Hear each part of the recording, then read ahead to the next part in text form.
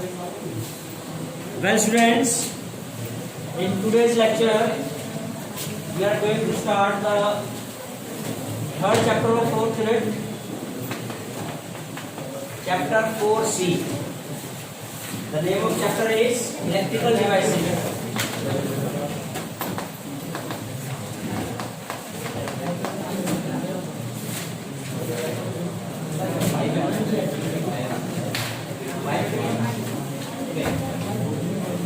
So mainly in this chapter we will study electrical devices. Means here the devices which works with the help of electric current. So mainly here we are going to discuss the electrical devices are AC generator, DC generator, transformer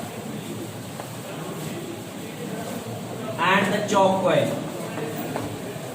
So these are the four main topics and the electrical devices which we will study in this chapter. AC generator, DC generator, transformer and choke coil. So one by one we will study them. AC generator सबसे पहले हम लेते हैं इनमें से. The very first there is AC generator. So AC generator सबसे पहले देखो ये क्वेश्चन 5 नंबर के आते हैं. तीनों ही क्वेश्चन 5 नंबर में होंगे. AC generator, DC generator, transformer. तो ऐसे क्वेश्चन पे स्पेशली हम उस क्वेश्चन को विद हेडिंग्स करेंगे. हेडिंग्स क्या करेंगे? बहुत बार पहले भी आपको बताया है. सबसे पहले तो उसका डेफिनेशन होगा. क्या होगा? डेफिनेशन लिखेंगे सबसे पहले. After that will be the working principle. उसके बाद क्या होगा? उसका वर्किंग प्रिंसिपल होगा. आफ्टर दैट कंस्ट्रक्शन, कैसे बना है, फिर उसकी वर्किंग क्या है, हाउ इट वर्क्स. साइड में इधर डायग्राम होगा. ठीक है, डायग्राम सर्किट डायग्राम है या ऑप्टिक्स का जैसे मान लो कोई टॉपिक है तो वहां रे डायग्राम लिखेंगे आप उसको. रे डायग्राम, सर्किट डायग्राम, उस तरह से उसको डिफरेंशिएशन करेंगे. इसके अलावा अगर जो मैथमेटिकल पार्ट है, कुछ डेरिवेशन है, that will come under the heading. कौन सा हेडिंग होगा? ना. तो ये स्पेशल हेडिंग्स होंगे जिन हेडिंग्स के अंडर हम इस तरह के टॉपिक्स को, जो 5 नंबर के टॉपिक्स होंगे स्पेशली, उनके ये स्पेशल हेडिंग्स होंगे. ठीक है. तो यहाँ भी हम एसी जनरेटर की सबसे पहले डेफिनेशन की बात करें. So AC generator is an electric device which converts mechanical energy into alternating electrical energy. AC generator वो इलेक्ट्रिकल डिवाइस है जो मैकेनिकल एनर्जी, इनपुट में इसको क्या दिया जाता है? Mechanical energy. मैकेनिकल एनर्जी कहाँ से आती है? जो इसके साथ कोई इंजन लगाया होता है हमने, वो इसकी टरबाइन को रोटेट करता है, आर्मेचर को रोटेट करता है. जो हम घरों में जैसे जनरेटर या किसी इंस्टीट्यूट में लगाए होते हैं, तो उसके लिए डीजल पेट्रोल जो हम यूज करते हैं वो एक केमिकल एनर्जी हो गई. केमिकल एनर्जी उसके इंजन को रन करेगी, वो उसको मैकेनिकल में कन्वर्ट करेगा, और मैकेनिकल एनर्जी से जो टरबाइन रोटेट करेगी तो वो उसको इलेक्ट्रिकल एनर्जी में कन्वर्ट करेगी. तो डेफिनेशन क्या दी गई है? Device which converts mechanical energy into electrical energy. ठीक है. प्रिंसिपल क्या है इसका? What is the principle? It works on the principle of electromagnetic induction. Electromagnetic induction जो इस यूनिट का नाम भी है. सबसे पहले फैराडेज ने जो कॉन्सेप्ट, जो फिनोमिना स्टडी किया कि changing magnetic flux can produce the electric current. तो यहाँ भी इस कॉइल की भी, आर्मेचर की, जो हम अभी कंस्ट्रक्शन में पढ़ेंगे पार्ट इसका, तो उसकी रिलेटेड जो फ्लक्स है वो चेंज की जाती है, और उस फ्लक्स के चेंज होने से जो इलेक्ट्रिक करंट प्रोड्यूस होता है, that phenomenon is called electromagnetic induction. तो स्टेटमेंट क्या लिखेंगे? प्रिंसिपल में it works on the principle of electromagnetic induction. उसको that is electric current can be produced by changing the magnetic flux linked with the coil. ठीक है, ये इसका principal हो जाएगा. After that construction. तो इसकी कंस्ट्रक्शन में कुछ पार्ट्स हैं. there are certain parts which we will discuss one by one in its construction.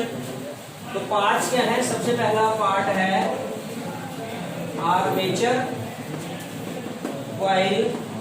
नाम दे दिया, सपोज दैट ABCD. इधर डायग्राम बनाते चलते हैं साथ साथ में. सो एक आर्मेचर कॉइल रेक्टेंगुलर शेप में इंसुलेटेड कॉपर वायर से बनी हुई ये आर्मेचर कॉइल है। The name is ABCD, which is arranged in such a way that it is independent to rotate about an axle।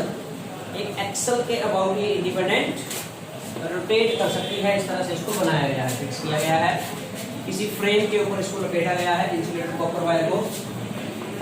दूसरा पार्ट है field magnets. Field magnets are the strong magnetic poles which are placed around the armature coil which provide the strong magnetic field to this coil। ठीक है, ये north south strong magnetic field के poles, they are the field magnets। The third part in its construction is क्या है? slip rings। slip rings दो metallic rings हैं which are welded with the ends of armature coil। armature coil के ends के साथ दो rings weld किए गए हैं which also rotate with the rotating coil। जब coil रोटेट करती है तो उसके साथ साथ ही ये रिंग्स भी रोटेट करते हैं। नाम दे दिया इनको R1 R2, let me name them as R1 and R2। तो ये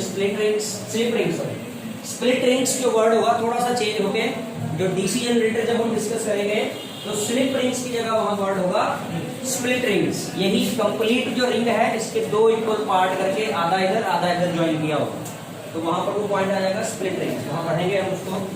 and the next part is brushes. Carbon brushes specially हम अगर स्पेशलाइज करें तो कार्बन ब्रशेस है ये कार्बन मटेरियल के बने हुए जो कि स्लाइटली कांटेक्ट में होंगे विद द रिंग्स। दोनों तरफ रिंग्स के साथ स्लाइट कांटेक्ट में रखे हुए दो कार्बन ब्रशेस हैं। Let me name them as B1 and B2। ठीक है, और इसके बाद क्या है? एक्सटर्नल सर्किट है, इसी के पार्ट में इसको लिख सकते हैं लोड सर्किट। क्या है? Load circuit. ठीक है, सो लोड सर्किट क्या है? जो भी ये इलेक्ट्रिक करंट जनरेट करेगा वो जिस सर्किट में फ्लो करवाएंगे हम, है ना, चाहे वो किसी घर में है, किसी इंस्टीट्यूट में है, या फिर किसी हाइड्रो पावर प्लांट में लगा हुआ जनरेटर है ना, तो उसकी जो भी आउटपुट जो वो प्रोड्यूस कर रहा है उस आउटपुट को जिस सर्किट में हम फ्लो करवा रहे हैं that is called load circuit. ठीक है, यहाँ पर हमने एक एक्सपेरिमेंटल वे में लोड सर्किट की जगह एक गैल्वेनोमीटर लगाया हुआ है। गैल्वेनोमीटर जो कि डिटेक्ट करेगा कि सर्किट में करंट प्रोड्यूस हुआ या नहीं हुआ by giving the deflection. Deflection से पता लगेगा कि सर्किट में करंट प्रोड्यूस हुआ या नहीं हुआ। ठीक है, so these are the parts. Now it's working की बात करते हैं। यहाँ heading they working.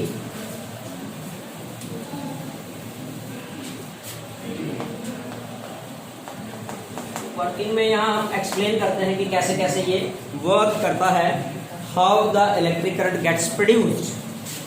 So let we suppose that initially the armature coil rotates with some external engine.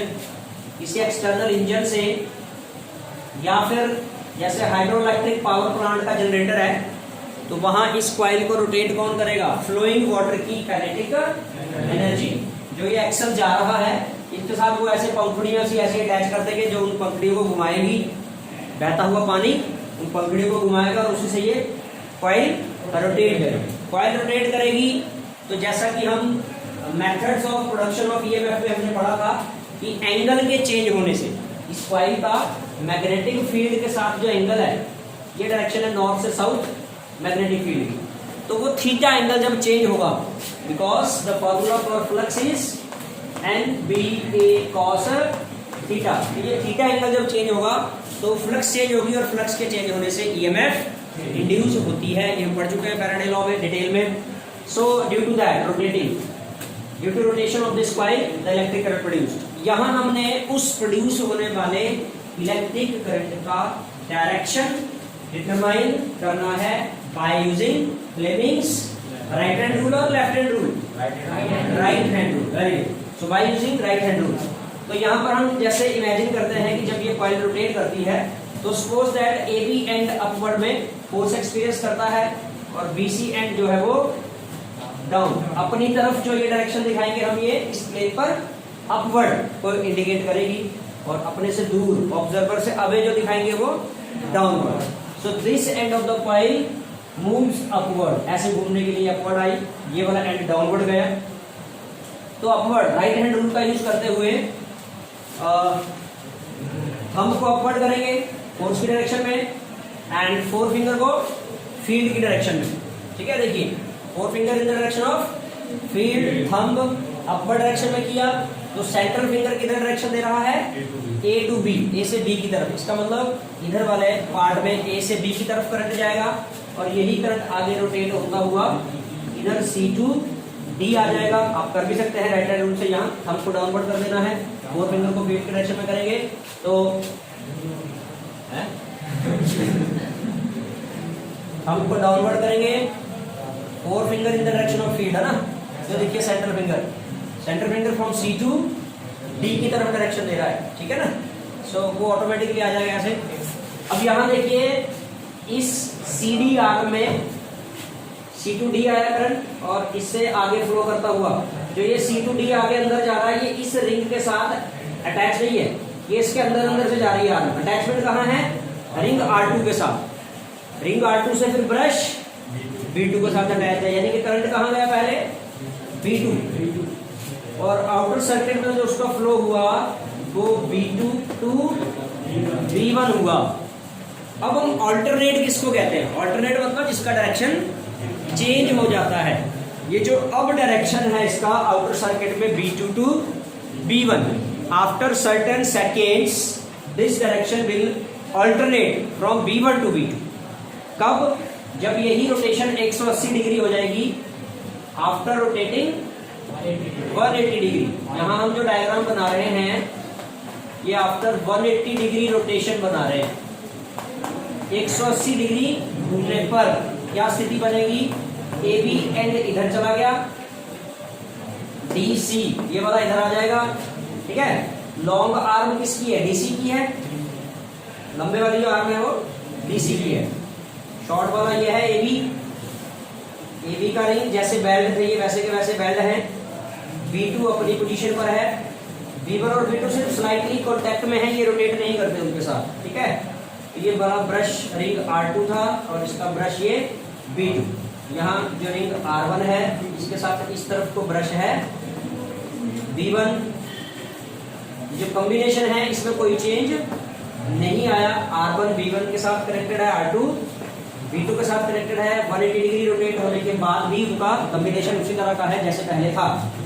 Suppose that इस रोटेशन के दौरान गैल्वेनोमीटर जो है वो राइट डिफ्लेक्शन देता है। तो एक तो गैल्वेनोमीटर की डिफ्लेक्शन से पता लग जाएगा कि सर्किट में करंट का डायरेक्शन ऑल्टरनेट हुआ है। अभी हम क्या देखते हैं, आफ्टर रोटेटिंग 180 डिग्री ये रोटेशन फिर कंटिन्यू इंजन ऐसे दे रहा है। इंजन तो उसको उसी डायरेक्शन में कंटिन्यू रोटेट करता रहेगा ना कॉइल को। In this situation,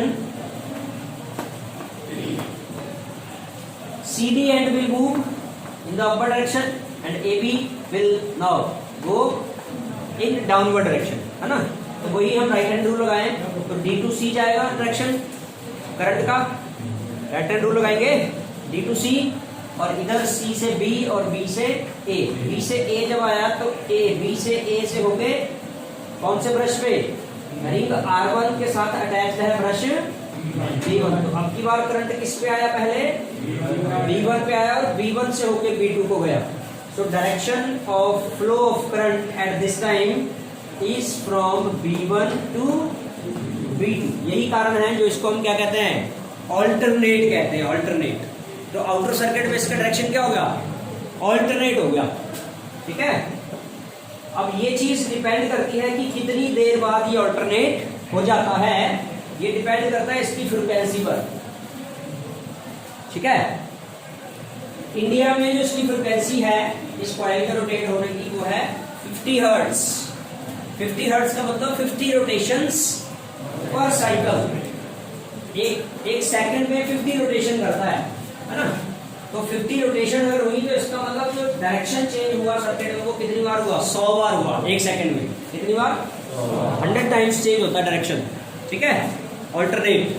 so this is the alternating current generator, जिसमें आउटर सर्किट में करंट का डायरेक्शन ऑल्टरनेट होता है, चेंज होता है। बात क्लियर हो गई? Alternating current. अब इसके जो थ्योरी है, थ्योरी में जो हम पार्ट स्टडी करेंगे, हेडिंग थ्योरी। सो प्रोड्यूस होने वाली ईएमएफ का मैथमेटिकल एक्सप्रेशन यहां हम डिराइव करेंगे। So let we have n number of turns of the coil. n क्या है? Number of turns of the coil. b यहां जिस सोर्स को हमने यूज किया मैग्नेटिक फील्ड के लिए, उसके द्वारा प्रोड्यूस की गई मैग्नेटिक फील्ड है। a is the area of coil. तो फ्लक्स कितनी होगी? Flux linked with the coil NBA, NB dot A लिखो या फिर NBA cos थीटा, और थीटा को हम यहाँ थोड़ा सा रिप्लेसमेंट देंगे as omega t. Omega angular velocity, t instantaneous time, velocity into time, angular displacement. Theta is taken as angular displacement है, तो एंगुलर डिस्प्लेसमेंट क्या हो जाएगा? वेलोसिटी इनटू टाइम कर दिया, ठीक है। दोस्तों उस फॉर्म में रिप्लेसमेंट दिया हमने, और इसी फ्लक्स का time rate of change according to Faraday's second law,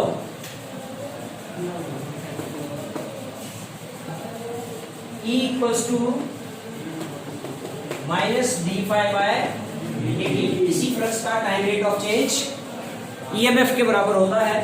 so minus D D T, value रखते हैं फाई की, तो N B A cos omega T.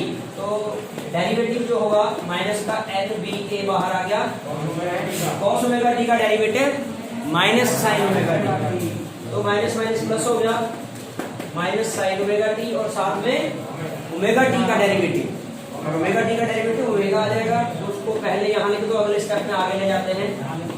N B A omega sine omega T, this one the EMF, ठीक है बेटा। And as we talk about the maximum EMF, this EMF will be maximum, this EMF will be maximum। EMF maximum कब होगी? जब sine omega T की value 1 हो, क्योंकि maximum value जो होती है साइन थीटा की वो कितनी होती है? 1 ही होती है। यानी कि 1 साइन 90 डिग्री भी लिखा जा सकता है ना, that is sine omega T equal to sine 90 degree. Sine को कैंसिल कर दें तो ओमेगा टी कितना? 90 डिग्री। ओमेगा टी 90 डिग्री होने पर ईएमएफ मैक्सिमम आएगी, और वो maximum EMF and that maximum EMF will be E naught equals to, maximum को हम किससे, एम्पलीट्यूड को ई नॉट से रिप्रेजेंट करते हैं ना, तो उसमें अगर साइन ओमेगा टी की जगह हम 1 लिख दें तो वो कितना आ गया? N B A omega. बाकी साइन ओमेगा टी तो 1 हो चुका है मैक्सिमम के केस के लिए, है ना। तो ई नॉट की वैल्यू कितनी आ गई? N B A omega. So using in equation 1 E naught की वैल्यू को वहां यूज कर दें, एन बी ए ओमेगा की जगह रिप्लेस कर दें, तो E equals to E naught sine omega T. ये सिनुसॉइडल फॉर्म पढ़ते आ रहे ना ईएमएफ का स्टार्टिंग से, तो यहाँ वो डिराइव हुआ, E equals to sine omega T का डेरिवेशन आया है। और यहीं से अगर करंट को लिखना है, प्रोड्यूस होने वाले इंड्यूस्ड करंट को, तो उसके लिए रेजिस्टेंस को लेट कर लो R। Let R is the resistance of circuit, then I equals to E upon R, that is E naught sin omega t upon R, और E naught upon R क्या हो जाएगा? will be I naught। I not sine omega T, the series order form of current. तो ये सारा कुछ है alternating current generator में जो आपने पॉइंट एक्सप्लेन करना है ना। ये सारा कुछ है मेन हेडिंग उसके। एक क्वेश्चन कई बार छोटा सा आ जाता है, the word generator, the word generator used in this article is misnomer. Misnomer का मतलब होता है एक गलत डायरेक्शन जो हमारे माइंड को देता है, मिसनोमर, भटकाता है। कैसे कि जनरेटर जो सेंस दे रहा है कि किसी चीज को जनरेट करता है। अगर ये करंट जनरेटर लिखा हुआ तो उसको करंट को, इलेक्ट्रिक एनर्जी को जनरेट करता है, जबकि एक्चुअल प्रिंसिपल ये कहता है कि energy can not be created nor be destroyed. तो ये कैसे जनरेटर वर्ड जो है वो मिसनोमर है, गलत है यहाँ पर। क्यों? क्योंकि एनर्जी जनरेट नहीं होती, ये तो सिर्फ क्या है, चेंज कर रहा है one form of energy into another form. ये मैकेनिकल फॉर्म को इलेक्ट्रिकल फॉर्म में कन्वर्ट करने का एक डिवाइस है। It is not producing any type of energy, ठीक है ना। That's why the word generator is misnomer है। क्लियर बेटा? तो नेक्स्ट हम स्टडी करते हैं डीसी जनरेटर। ये पॉइंट क्लियर हो गया सारा ही? अब जो दूसरा डेफिनेशन है, आर्टिकल है, नहीं बेटा आप मुझसे कर रहे हैं, वो तो साथ साथ हम मिटाते ही गए, उतारने लायक कुछ बचे नहीं है। डीसी जनरेटर, तो सबसे पहले डेफिनेशन देंगे क्या? It is an electrical device which converts mechanical energy into direct electrical energy. शब्दों का देखो, क्या आपने थोड़े थोड़े शब्द चेंज हो रहे हैं। एसी जनरेटर में क्या लिखा है? It is an electrical device which converts mechanical energy into alternating electrical energy. और डीसी जनरेटर में लिखना है it is an electrical device which converts mechanical energy into direct electrical energy. ये जो करंट प्रोड्यूस कर रहा है वो डायरेक्शनल करंट प्रोड्यूस कर रहा है, जिसका डायरेक्शन रिवर्स नहीं होता है, वो एक ही डायरेक्शन में फ्लो करता रहता है। जैसे ये दो डायग्राम हमने यहाँ देखे कि 180 डिग्री घूमने के बाद अभी अगर आउटर सर्किट में डायरेक्शन V1 टू V2 है तो 180 डिग्री घूमने के बाद V2 टू V1 हो जाता है। किसमें? एसी जनरेटर में। लेकिन डीसी में भी हम ये दोनों ही डायग्राम बना के देखेंगे तो उसमें हम क्या ऑब्जर्व करेंगे कि उसमें डायरेक्शन अभी अगर V1 टू V2 है तो 180 डिग्री घूमने के बाद भी वो V1 टू V2 ही रहेगा, उसमें कोई चेंज नहीं आएगा। और वो किसकी वजह से चेंज नहीं आएगा?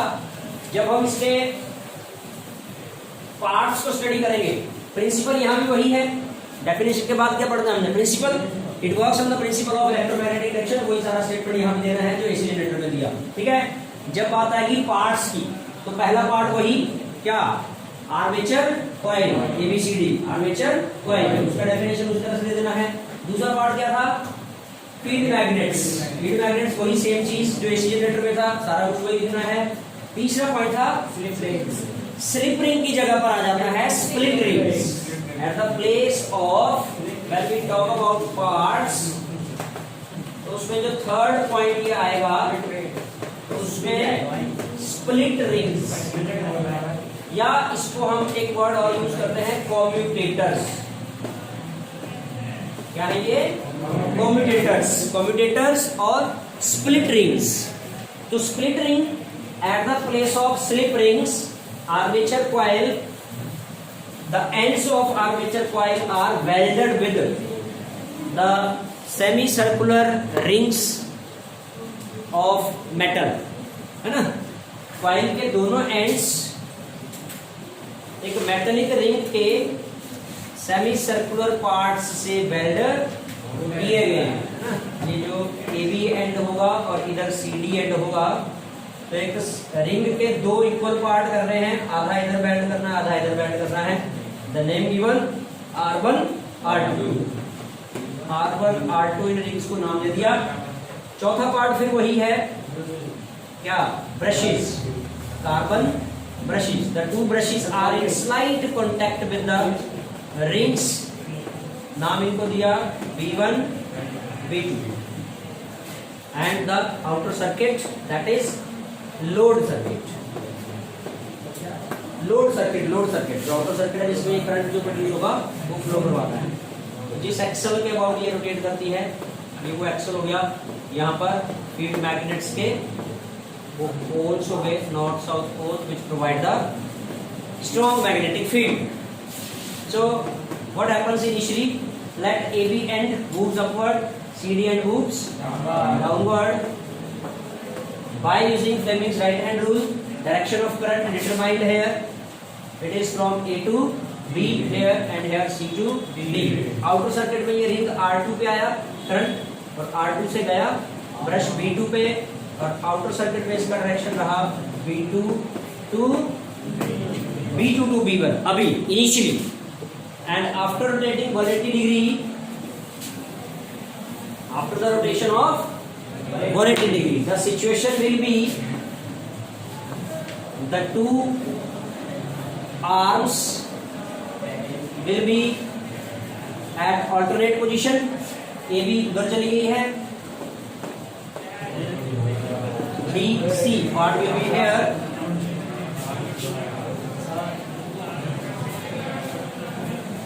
रिंग्स अपने अपने आर्म्स के साथ जुड़े हुए हैं, तो रिंग R1 इधर आ गया है, AB के साथ जुड़ा हुआ है, वो CD के साथ रिंग R2 था, ठीक है।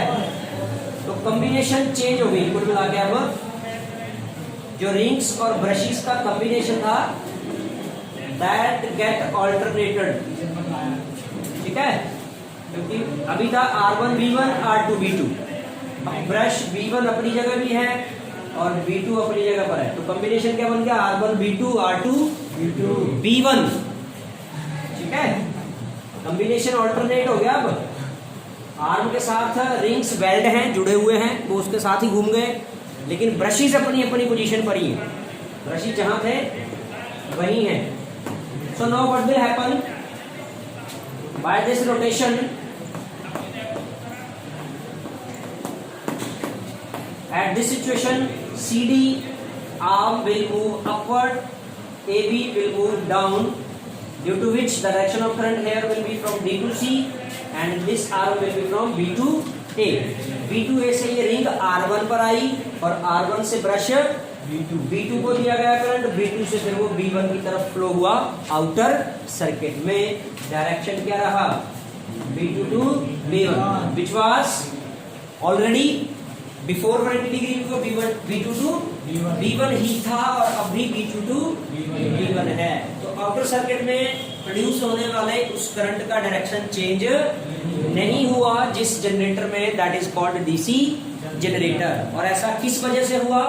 स्लिप रिंग्स की जगह पे स्प्लिट रिंग्स का इस्तेमाल करने पर, ठीक है। तो दिस वाज द चेंज। बाकी इसकी भी थ्योरी वही NBA cos ओमेगा t, वही आपने उसका डेरिवेटिव करके, ठीक है, d∅dt करके पहले फ्लक्स लेनी है, फिर उसका डेरिवेटिव करके NBA sin omega t derivative जब कर देंगे तो EMF आ जाएगी और EMF को डिवाइड बाय R करने से करंट का sinusoidal form I = I0 sin omega t, ठीक है बेटा। So these are the two topics. Next topic we are going to start is choke coil. Choke coil. So choke coil is a simply an inductor which controls alternating current without any loss of energy, without much loss of energy.